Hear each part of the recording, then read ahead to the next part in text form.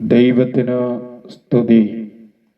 വിശുദ്ധ യോഹന്നാന്റെ സുവിശേഷത്തില് 3-ാം അധ്യായം 16-ാം വാക്യത്തിൽ, എന്തെന്നാൽ അവനിൽ വിശ്വസിക്കുന്ന ഏതൊരുവനും നശിച്ചു പോകാതെ നിത്യജീവൻ പ്രാപിക്കുന്നതിനു വേണ്ടി തൻ്റെ ഏകജാതനെ നൽകാൻ തക്കവിധം ദൈവം ലോകത്തെ അത്രമാത്രം സ്നേഹിച്ചു. പുത്രനെ നൽകിക്കൊണ്ട് ലോകത്തെ പൂർണ്ണമായി സ്നേഹിക്കുന്ന കരുണയുള്ള പിതാവായ ദൈവത്തിന് നിത്യവും നന്ദി അർപ്പിക്കുക. ആത്മാവിലും സത്യത്തിലും പിതാവായ ദൈവത്തെ നിത്യവും ആരാധിക്കുക. ആരാധനയ്ക്കും സ്തുതിക്കും യോഗ്യനായ കരുണയുള്ള ദൈവത്തെ നിത്യവും പുകഴ്ത്തുക. കാരണം അവിടുന്ന് സർവശക്തനാണ്. സ്വർഗത്തിൽ നിന്നും ഭൂമിയിലേക്ക് മാനവ ജനത്തിന്റെ രക്ഷയ്ക്കായി വന്ന കർത്താവായ യേശുനാഥൻ, പിതാവ് ഈ ലോകത്തിലേക്ക് ലോക രക്ഷകനായി അയച്ച ഏക രക്ഷകനായ യേശുനാഥൻ ഈ ലോകത്തിൽ വന്നുകൊണ്ട് വിശുദ്ധ യോഹന്നാൻ 14:6 കർത്താവായ യേശുനാഥൻ പറഞ്ഞു, വഴിയും സത്യവും ജീവനും ഞാനാകുന്നു. എന്നിലൂടെ അല്ലാതെ ആരും പിതാവിലേക്ക് വരുന്നില്ല. സ്വർഗത്തിൽ നിന്നും ഭൂമിയിലേക്ക് വഴിതെളിച്ച ദൈവമിതാ നമ്മുടെ രക്ഷകൻ.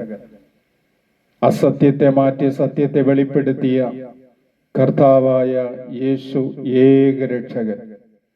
എല്ലാ മനുഷ്യർക്കും നിത്യജീവനേകുവാൻ ദേവാലയ സക്രാരിയിൽ നിത്യവും ജീവന്റെ അപ്പമായി വാഴുന്ന കർത്താവായ യേശു വഴിയും സത്യവും ജീവനും.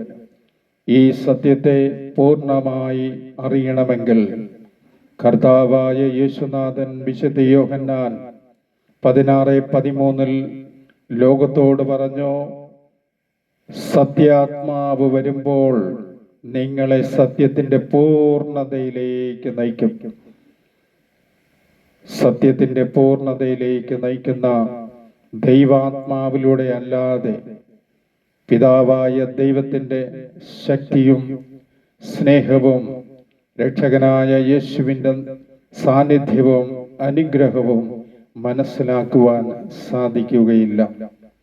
പരിശുദ്ധാത്മാവ് നിറഞ്ഞപ്പോൾ ശിഷ്യന്മാർ ഇതാ ദൈവികമായ ശക്തിയിൽ നിറയുകയും അവിടുന്ന് പറഞ്ഞ വചനങ്ങളെ ഉത്ബോധിപ്പിക്കുകയും ചെയ്തു. ആത്മാവ് നിറഞ്ഞപ്പോഴാണ് കർത്താവിൻ്റെ പീഡാനുഭവം, മരണം, ഉത്ഥാനത്തെക്കുറിച്ച് പരിശുദ്ധാത്മാവ് വെളിപ്പെടുത്തി കൊടുത്തത്. ആ ദൈവിക അരൂപിയാല് ശിഷ്യന്മാർ നിറഞ്ഞ് ലോകം മുഴുവനിലും യേശുനാമം മഹത്വപ്പെടുത്തി.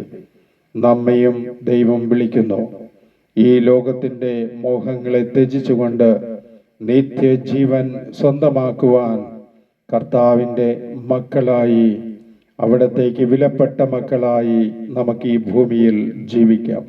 പരിശുദ്ധാത്മാവിലൂടെ ഈ സ്വർഗീയ അഭിഷേകവരം എല്ലാ മക്കളിലും നിറയ്ക്കട്ടെ എന്ന് ആത്മാർത്ഥമായി പ്രാർത്ഥിച്ചുകൊണ്ട് സ്നേഹത്തോടെ ഇമ്മാനുവൽ പ്രാർത്ഥനാ ഗ്രൂപ്പ് റോമ, പരിശുദ്ധ അമ്മയുടെയും വിശുദ്ധ യോസേപ്പിതാവിൻ്റെയും ശക്തിയുള്ള മാധ്യസ്ഥം വഴി എല്ലാ ദൈവമക്കളും വിശ്വാസത്തിൽ ശക്തി പ്രാപിച്ച് ദൈവത്തിന്റെ മക്കളായി ഭൂമിയിൽ ജീവിക്കട്ടെ.